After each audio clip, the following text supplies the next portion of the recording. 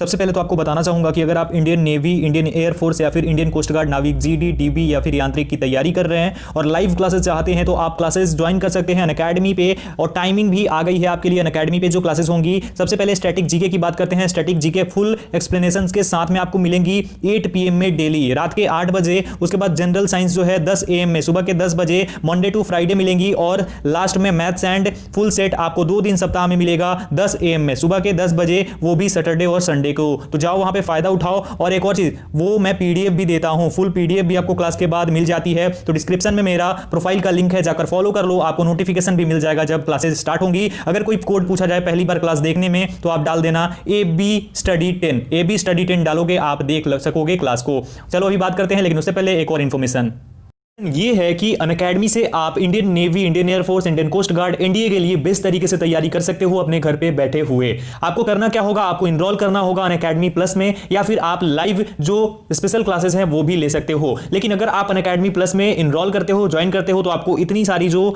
चीजें हैं, फीचर्स हैं, वो मिल जाएंगी। ये है learn live from the comfort of your home. उसके बाद unlimited access to all courses. Top educators आपको, जो कि इंडिया के टॉप एडुकेटर्स हैं, वो एक प्लेटफॉर्म पे मिल जाएंगे।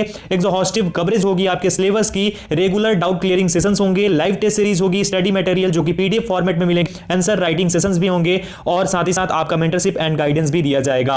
यहां पे अगर आप मेरे कोड से ज्वाइन करते हो तो 10% का ऑफ मिलेगा। कोड है AB Study 10 और आपको 10% का ऑफ मिल जाएगा। यहां पे बैचेस जो है इंडियन एयरफोर्स एनडीए के लिए स्टार्ट हो चुकी हैं। एनडीए की जो ये बैच है वो वज्र बैच है, जो कि 11 जनवरी से स्टार्ट है और 30 मार्च तक चलने वाली है। साथ ही जो कि air force section Y group navy के लिए बैच कोर्स है, वो भी 12 जनवरी से स्टार्ट हो चुका है, जो कि 10 अप्रैल को खत्म होने वाला है। साथ ही साथ अगर आप सब्सक्रिप्शन लेना चाहते हो तो जैसे ही ऐप को आप ओपन करोगे तो ऐसा गेट सब्सक्रिप्शन का ये इस प्रकार से इंटरफेस आएगा। यहां पे क्लिक करोगे, यहां पे ऑप्शंस आ जाएंगे, आप कौन सा लेना चाहते हो। उसके बाद आपको यहां पे कोड डालना होगा AB Study 10। अगर आप पहले ही स्पेशल क्लास देख लोगे कोड डाल करके तो आपका ऑलरेडी यहां पे फिलअप आएगा, ऐसे देख सकते हो AB Study 10। उसके बाद प्रोसीड टू पे कर देना, आपको 10% का डिस्काउंट उसी टाइम पे मिल जाएगा। यहां पे और भी लाइक क्विज भी आप लगा सकते हो, बहुत सारे फीचर्स अवेलेबल है। अब बात करते हैं हमारे टॉपिक पे, जाकर चेक करो, डिस्क्रिप्शन में लिंक अवेलेबल है। अभी मैं 46 नंबर से शुरू करने वाला हूं। इससे पहले हम लोग 45 नंबर तक कर चुके थे 3 पार्ट्स में। पार्ट 4 में 46 से लेकर के 60 तक हम लोग करेंगे। 15 क्वेश्चन ही करने वाले हैं। शुरू करने से पहले जैसा मैं हमेशा बोलता हूं, इस वीडियो में भी बोल रहा हूं कि जो भी आपका स्कोर हो, जितना भी आपने किया हो आउट ऑफ 15, वो ऑनेस्टली सच्चाई से कमेंट सेक्शन में कमेंट करके बता देना, क्योंकि अगर आप झूठ बोलोगे तो आप खुद को ही धोखा दोगे। तो जरूर सच्चाई से बताना आप कहां से हो, आपने कितना स्कोर किया है, ठीक है। और बाकी जो क्वेश्चन मैं पूछूंगा, अगर इसमें कोई क्वेश्चन पूछ लेता हूं कि आपको इसका आंसर बताना है कमेंट सेक्शन में कमेंट करके, तो उसे भी जरूर बताना। चलिए क्वेश्चन देखते हैं। क्वेश्चन है, अश्व अक्षांश हॉर्स लैटिट्यूड्स कितने अंश भूमध्य रेखा के दोनों ओर पाई जाती है? How many aces are there on both sides of equator? 45 to 60, 5 to 25, 30 to 35 degree और 0 degree to 5 degree. Right answer हो जाएगा ऑप्शन नंबर C, यानी 30 डिग्री टू 35 डिग्री। अब देखिए कहीं पे 30 आ जाएगा, 31, 32, मतलब 35 तक अगर आए आपके ऑप्शन में तो वही आंसर होगा। अब अगर 30 डिग्री और 35 डिग्री दोनों ऑप्शन में हो, देन आपका आंसर 30 डिग्री ही होना चाहिए, ठीक है। चलिए आगे बढ़ते हैं। सबसे बड़ा चिड़ियाघर कहां पर है? वेयर इज द लार्जेस्ट जू? इंडिया में पूछा जा रहा है। दिल्ली, जयपुर, पुणे और चेन्नई। तो राइट आंसर इसके लिए हो जाएगा गाइस हमारा ऑप्शन नंबर डी, यानी चेन्नई। तमिलनाडु में चेन्नई में सबसे बड़ा चिड़ियाघर है। उसका नाम क्या है? उसका नाम है अरिगनार अन्ना जूलॉजिकल पार्क। अरिगनार अन्ना जूलॉजिकल पार्क, जो कि वंडालूर में है। और ये इसकी स्थापना बहुत पहले हो चुकी थी, लगभग 1856 में, 1856 में। लेकिन इसे आम लोगों के लिए, नॉर्मल पब्लिक के लिए 24 जुलाई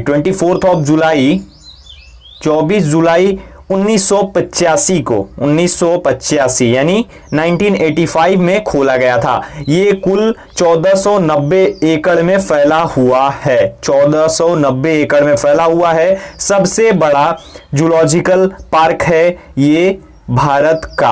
और अब बात कर लेते हैं थोड़ा सा हम इन जो पार्क हैं, जो भी हमारे यहाँ अभ्यारण्य है, उसके बारे में। तो टोटल इंडिया में अभी अभ्यारण्यों की संख्या, चिड़ियाघरों की संख्या हमारे यहाँ है 164 टोटल अभी वर्तमान में है। और इसके लिए देखिए, इसकी जो देखभाल थी वो अच्छे ढंग से नहीं की जाती थी और इस पे ज़्यादा ध्यान नहीं दिया गया था आज़ादी के बाद से। तो बाद में आने वाले टाइम में 1992 में याद रखिएगा, सेंट्रल जू अथॉरिटी की स्थापना की गई। सेंट्रल जू अथॉरिटी की स्थापना की गई 1992 में। इसी की देखभाल के लिए, जितने भी भारत में है ये पार्क, इन सभी की देखभाल के लिए इसकी स्थापना की गई है। और ये जितने भी हैं, यानी जो 164 हैं, इन सभी को मिला हुआ है प्रमाण पत्र। किससे? वाजा से। वाजा क्या होता है? वाजा होता है हमारा, ध्यान दीजिएगा, वाजा होता है world association of zoos and aquariums. World association of zoos and aquariums से मान्यता प्राप्त है 164। ये जब तक इससे मान्यता प्राप्त नहीं होता है तब तक आप ऑफिशियली नहीं बोल सकते हैं। तो 164 इससे मान्यता प्राप्त है।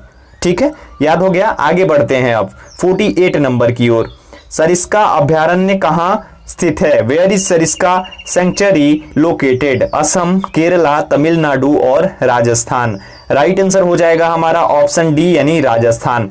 सरिस्का अभयारण्य राजस्थान में है और ये राजस्थान के अलवर जिले में, अलवर डिस्ट्रिक्ट में है। राजस्थान के अलवर डिस्ट्रिक्ट में ये स्थित है।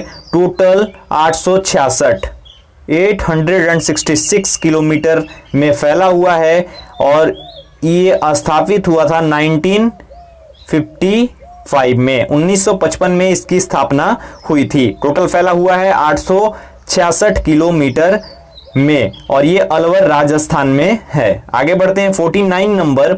मैकमोहन लाइन किन देशों के बीच है? McMahon line is between which country? India and Pakistan, India and China, Pakistan and Sri Lanka और Pakistan and China. Right answer हो जाएगा ऑप्शन नंबर बी, यानी इंडिया और चाइना के बीच में ये है। इंडिया को चाइना से अलग करता है मैकमोहन लाइन। और ये किसके नाम पे है? ये हेनरी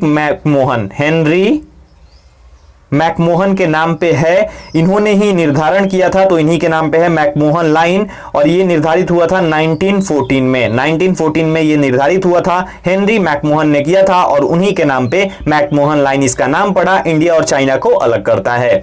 आगे बढ़ते हैं 50 नंबर। राज्यसभा के सदस्य का कार्यकाल कितना होता है? What is the term of A member of Rajya Sabha? 6 वर्ष, 5 वर्ष, एक बार फिर से 6 वर्ष हो गया है, गलत टाइपिंग है, 4 वर्ष। तो यहां पे राइट आंसर हो जाएगा ऑप्शन ए और ऑप्शन सी, जो भी बोले 6 वर्ष होगा। 6 वर्ष होता है टर्म राज्यसभा के किसी मेंबर का, किसी सदस्य का। राज्यसभा की अगर हम बात करें तो राज्यसभा जो होती है ये ऊपरी सदन होती है।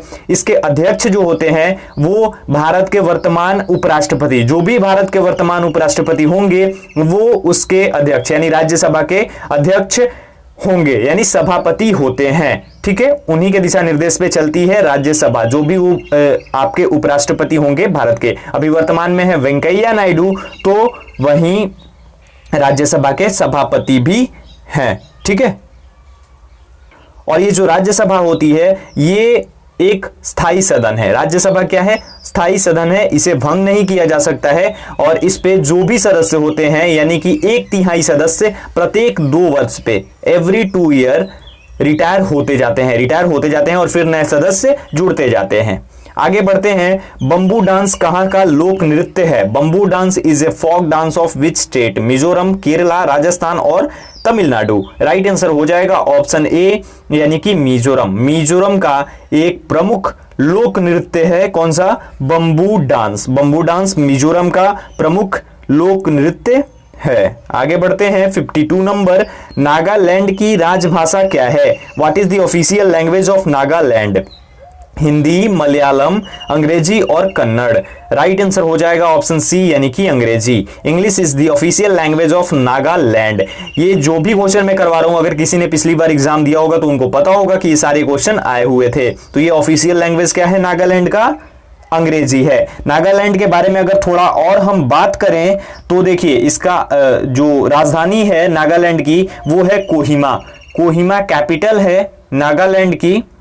यहाँ पे टोटल 12 जिले हैं और लगभग 19 लाख, यानी 19 लाख के लगभग में आबादी है। अप्रोक्स 19 लाख यहाँ की आबादी है। इसका गठन जो है वो हुआ था 1 दिसंबर 1963 को। ये सब नोट कर सकते हैं अगर करना चाहे तो। कोहिमा राजधानी है, 12 टोटल जिले हैं, 19 लाख के आसपास इसकी जनसंख्या है और इसका गठन हुआ था 1 दिसंबर 1963 में। यहाँ पे सीएम अभी वर्तमान में है नेफ्यू रियो और गवर्नर है आर.एन. रावी। आर.एन. रवि जो है ये गवर्नर है, नेफ्यू रियो सीएम है और 1/12/1963 को इसको स्थापित किया गया था, इसका गठन किया गया था। आगे बढ़ते हैं, बटरफ्लाई शब्द किस खेल से संबंधित है? Butterfly word is related to which sport? Badminton, तैराकी, कबड्डी और खो खो। राइट आंसर हो जाएगा ऑप्शन नंबर बी यानी स्विमिंग। स्विमिंग से संबंधित है। स्विमिंग में ये कला होती है जो कि जिसे हम बटरफ्लाई के रूप में बोलते हैं और जानते हैं।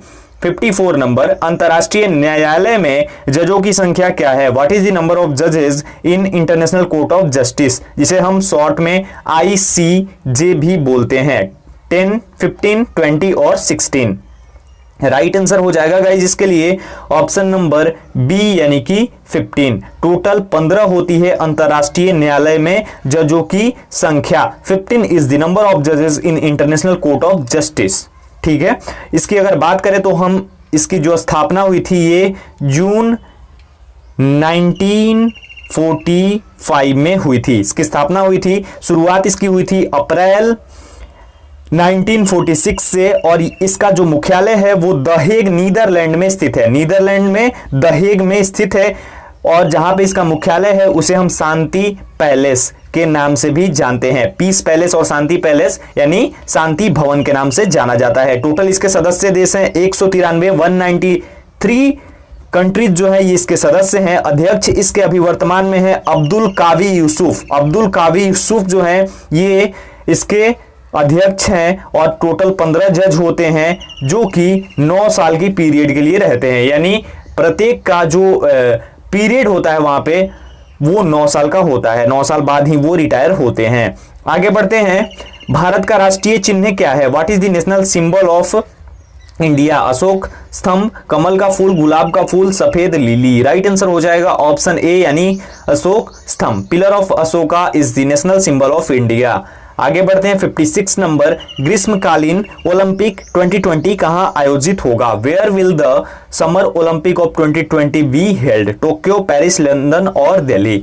अब यहां पे ध्यान दीजिएगा, ये होना था टोक्यो में, ठीक है, जुलाई अगस्त में होना था टोक्यो में, जापान में, लेकिन जो कोरोना हुआ है, कोरोना के वजह से इसे टाल दिया गया है। इसकी डेट्स बढ़ चुकी हैं और अब ये अगले साल होगा यानी 2021 में होगा और ये कहां पे होगा? टोक्यो में ही होगा और टोक्यो जापान में ये किया जाएगा इसका आयोजन और 23 जुलाई 2021 से लेकर के 8 अगस्त 2021 के बीच में इसका आयोजन होगा। आगे बढ़ते हैं हम 57 नंबर की ओर। ओडिशा के मुख्यमंत्री कौन है? Who is the chief minister of Odisha? Narendra Tomar, Naveen Patnaik, Mamata Banerjee और कुमारस्वामी। राइट आंसर हो जाएगा ऑप्शन बी यानी नवीन पटनायक। ये BJD बीजू जनता दल के हैं और ये वहां पे बीजू जनता दल की सरकार है उड़ीसा में और ये वहां के मुख्यमंत्री हैं उड़ीसा के। ठीक है, आगे बढ़ते हैं 58 नंबर की ओर। लेकिन इससे पहले कुछ फैक्ट्स बता देता हूं उड़ीसा के बारे में, हमेशा बताते आ रहा हूं तो इसमें भी बता देता हूं। इसकी राजधानी है भुवनेश्वर और इसकी जो स्थापना या फिर गठन बोलिए, गठन जो हुआ था वो 26 जनवरी 1950, 26 जनवरी 1950 को इसका गठन हुआ था। गवर्नर गणेशी लाल हैं, गणेशी लाल यहाँ के गवर्नर हैं और नवीन पटनायक मुख्यमंत्री हैं।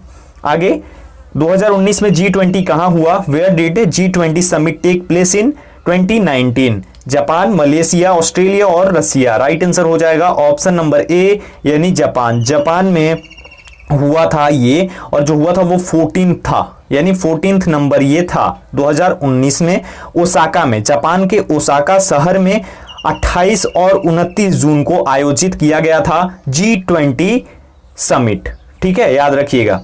आगे बढ़ते हैं, फीफा विश्व कप 2018 किसने जीता? Who is the winner of FIFA world cup 2018? France, Russia, Croatia और ब्राजील। राइट आंसर हो जाएगा ऑप्शन बी यानी फ्रांस। फ्रांस जो है वो विनर है फीफा वर्ल्ड कप 2018 का। फ्रांस और क्रोएशिया के बीच फाइनल मुकाबला हुआ था जिसमें फ्रांस ने क्रोएशिया को 4 के मुकाबले 2 से 2 के मुकाबले 4 से हराया था। ठीक है, क्रोएशिया हार गया था, क्रोएशिया उपविजेता रहा था। 60 नंबर है लास्ट क्वेश्चन, स्वामी विवेकानंद का जन्म कहां हुआ? What is the birth place of Swami Vivekananda? Mumbai, Delhi, Kolkata और Chennai. Right answer option C हो जाएगा, कोलकाता। कोलकाता स्वामी विवेकानंद का यहां पे जन्म हुआ था। इनका जन्म हुआ था 12 जनवरी 1863, 12 जनवरी 1863 में जन्म हुआ था। डेथ हुई थी इनकी 4 जुलाई 1902 में, और इनका जन्म हुआ था कोलकाता में 12 जनवरी 1863 को, और डेथ हुआ था बेलूर में 4 जुलाई 1902 को। 39 साल की उम्र में इनकी मृत्यु हो गई थी। इनका फुल नेम था नरेंद्र नाथ दत्ता। नरेंद्र नाथ दत्ता इनका फुल नेम था, जिन्हें हम विवेकानंद के नाम से जानते हैं, स्वामी विवेकानंद। तो ये हमारे आज के 15 क्वेश्चंस थे, और ये कहने को 15 क्वेश्चन है, काफी सारे क्वेश्चन मैं करवा रहा हूं, लगभग 40 क्वेश्चन के आसपास मैं करवा देता हूं। इससे भी ज्यादा अगर आप एक एक क्वेश्चन को ऐड करेंगे तो एक क्वेश्चन में 5-6 क्वेश्चन करवाता हूं, तो अगर ऐड करेंगे तो इतना हो जाएगा। तो घबराने की बिल्कुल भी बात नहीं है, इन सभी को नोट करो, अच्छे से याद करो। काफी क्वेश्चन मैं करवा रहा हूं, मुझे पता है कि मैं कितने क्वेश्चन करवा रहा हूं। तो बस वीडियो पसंद आए तो वीडियो को लाइक कर देना, शेयर करना अपने दोस्तों के साथ। इंस्टाग्राम, टेलीग्राम पर अगर ज्वाइन करना चाहते हो, दोनों की आईडी स्क्रीन पर है, दोनों का लिंक डिस्क्रिप्शन में मौजूद है।